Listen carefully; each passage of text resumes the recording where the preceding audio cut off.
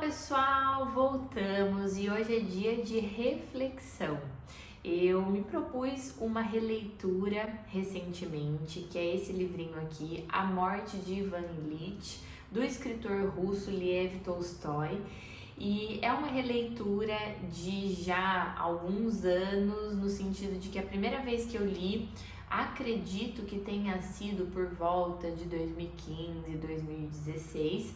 E há 2 dias eu peguei esse livro com muita vontade de lê-lo, não sei explicar racionalmente o porquê. Sentei e foi assim uma experiência profunda. Se tornou com certeza uma das leituras favoritas de 2023. E sim, eu considero releituras porque eu acredito que o encontro do leitor com o livro nunca é o mesmo. Então, por mais que a Isabela de anos atrás já tenha conhecido essa história, a Isabela de hoje conheceu uma outra história a partir de outras vivências, o que só comprova o quanto as nossas identidades vão priorizando novas características, novas prioridades, novas intenções. Eu gostei muito da construção da narrativa do Tolstói por meio de alguns detalhes que vão ancorando o texto e se tornam geniais na grandiosidade dos personagens. Mas para começar, eu vou situar vocês, caso vocês não conheçam a sinopse dessa história. A gente tem logo na primeira página a notícia do título. Então, o Ivan Ilitch faleceu. E a primeira reação das pessoas que o conhecem é que elas começam a refletir quem vai ocupar o cargo que ele ocupava no trabalho, que era um cargo reconhecido e importante. Em outro momento da vida do Ivan Ilitch, ele também se posicionou dessa maneira, com essa preocupação, no momento em que ele não foi promovido do jeito que ele esperava. Então ele também ficou pensando, poxa, mas por que aquela pessoa entrou? Por que não eu? Eu preciso rever aqui os meus laços para poder atingir os meus objetivos. O Tolstói, ele vai colocando pra gente como a moralidade é algo difícil de cercear, de investigar. Ou seja, o que são de fato os princípios humanos? Será que é possível a gente julgar esses homens que, ao receberem a notícia da morte de um amigo, estão preocupados com o lugar que esse amigo ocupava financeiramente, que agora pode ser deles? Eu tenho como individualmente criar essa crítica num mundo que sugere essa postura como a que deve ser enaltecida, como a que deve ser percorrida? Seria uma demanda contraditória esperar da humanidade essa sensibilidade num mundo que cultiva esse tipo de relação? Esse é um ponto muito forte no próprio Ivan Ilitch, que quando passa por um contexto de doença que vai culminar na sua morte, deseja dos outros afeto, companhia, uma sensibilidade, uma empatia com o que ele está vivendo, mas em vida, a todo tempo, ele sempre foi um homem muito ausente. Todas as vezes que a família dele demandava uma complexidade de sentimento um pouquinho maior, ele se refugiava no trabalho.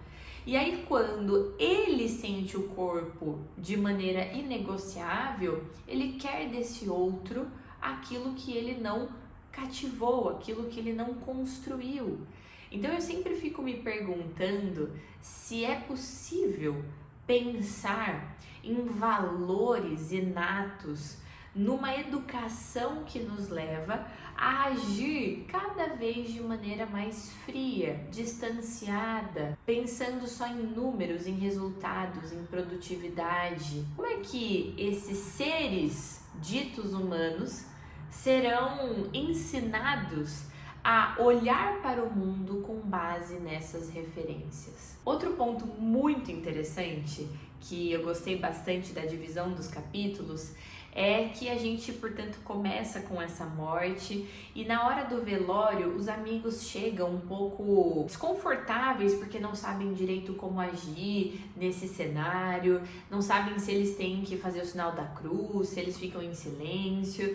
E enquanto eles estão velando esse corpo, alguns começam a se organizar para combinar de jogar baralho depois do velório. E aí fica aquela coisa, né, do tipo, poxa, mas será que é o contexto? Não vai pegar mal? Será que eu devo ir mesmo? E aí no fim eles se reúnem para jogar baralho, porque é isso, assim, você tá fazendo porque te disseram que esse ritual deve ser respeitado ou porque você acredita no que você está sentindo e você está fazendo parte desse processo genuinamente. O próprio Ivan Illich percorre a vida toda essa aparência que ensinaram a ele ser a aparência da decência, daquilo que deve ser reconhecido como o auge da vida, como uma conquista.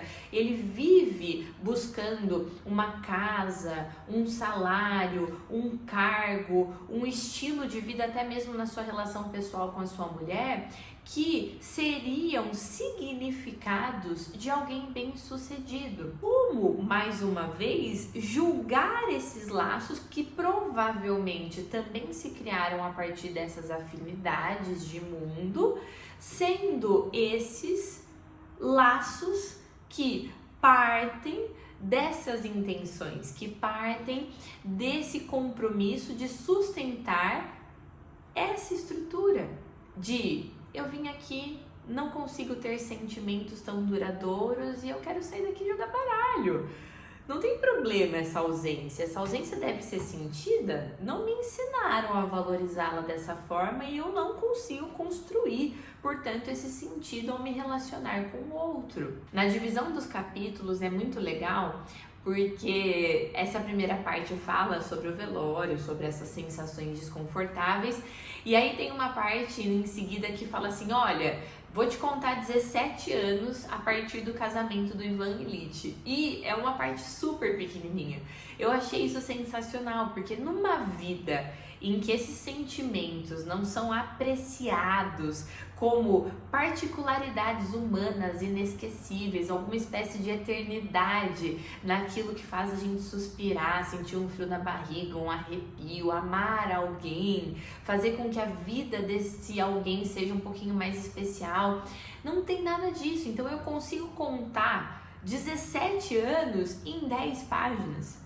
Porque é uma vida que repete os mesmos gestos mecanizados, afinal de contas, para manter essa decência esperada, é preciso seguir uma fórmula higienizada de vida que só precisa ser sustentada e defendida, apesar de todas as consequências para isso. Quando vai falar sobre o processo dele morrer, o tempo dos capítulos já fica com um recorte menor. Por isso, a gente tem no final o capítulo que é 1 mês para a gente ver essa decadência. E eu vou sentindo ao longo da leitura que conforme o processo de morte dele vai sendo descrito, o corpo dele começa a ser uma experiência muito pesada. Porque ele não tem mais nenhum recurso de maquiagem para escapar dele mesmo. Antes ele podia escapar nesses jogos dos quais ele fez parte, ele podia escapar para o seu trabalho, ele podia escapar para a sensação de que ele é importante, já que ele foi um juiz em vida, ele podia escapar para as conquistas materiais, como a casa dele. Na morte, na doença que vai limitando o corpo dele, ele não tem mais para onde ir. É ele com ele mesmo. Nesse processo, então, a gente acompanha 1 mês que parece durar muito tempo, porque é só de um personagem completamente esvaziado, sem repertório de si, sem repertório do outro. Ele não tem conexão com a esposa, ele não tem conexão com os filhos. E é muito interessante também porque ao longo do livro se fala muito que ele defende uma vida tranquila, uma vida equilibrada e que a família dele tirava esse projeto. Ou seja, a família dele ameaçava a tranquilidade pretendida porque ele brigava muito com a esposa, era um clima muito conflitante e todas as vezes que ele sentia essa irritabilidade, ele ia para o trabalho. Isso é maravilhoso, gente, porque conviver demanda muita energia. Conviver demanda elaborar as nossas atitudes todos os dias, em cada período do dia.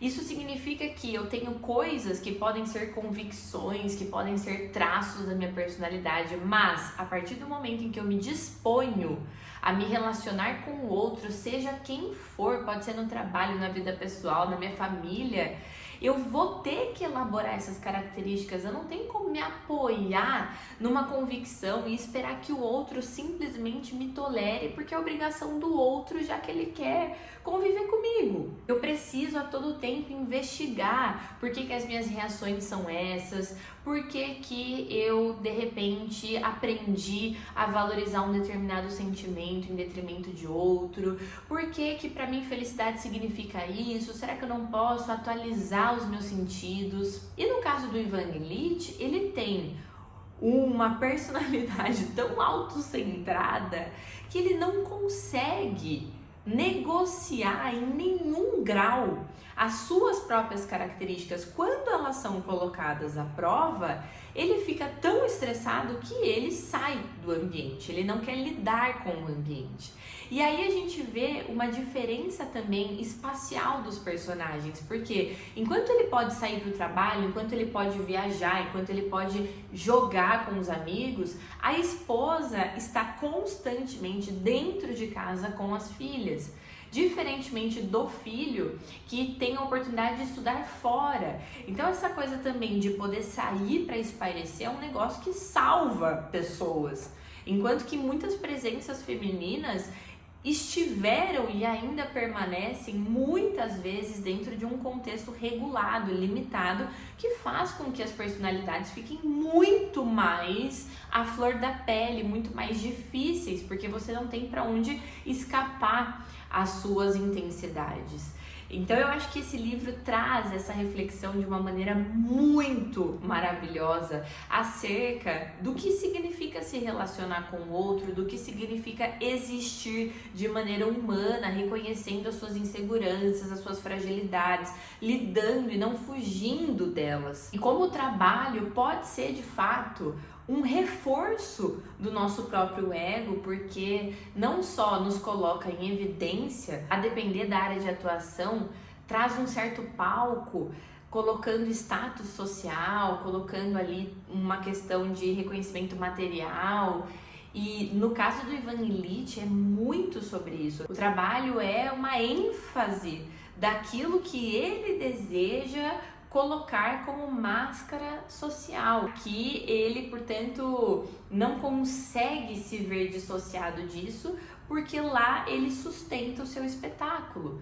Já nessa trajetória de morte, ele não consegue mais trabalhar, ele fica o tempo todo dentro de casa, ele precisa lidar com essas pessoas, ele demanda sentimentos sem ter semeado nenhuma dessas atitudes e conexões, e aí vem essa evidência da morte, que é aquilo que a gente a todo tempo foi e teve muitos recursos para esconder. Tem uma passagem muito bonita no começo da história em que um dos amigos entra na sala em que o Ivan Illich está sendo velado e ele comenta sobre o olhar do morto, que é um olhar inquisitivo, do tipo, olha, eu agora tô sereno porque eu não tenho mais para onde ir, eu não tenho mais o que gerar, mas e você? Fez tudo o que você podia?